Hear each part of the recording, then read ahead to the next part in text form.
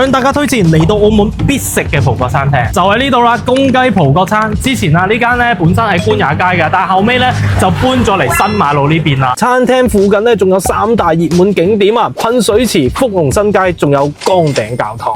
基本上朋友嚟到我都帶佢嚟公雞葡國餐。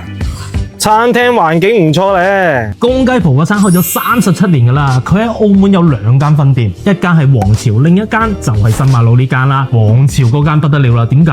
謝霆鋒都去過食啊！佢哋咧有幾道菜咧特別好食嘅，第一碟餸龍蝦海鮮煲，哇！龍蝦海鮮煲啲料超足啊，新鮮嘅龍蝦配上各種嘅海鮮，簡直係正啊！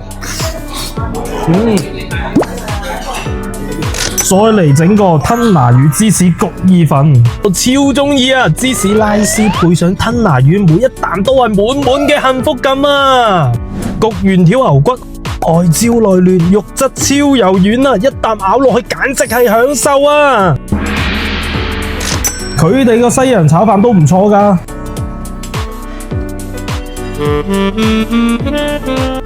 飯後甜品雞蛋布丁。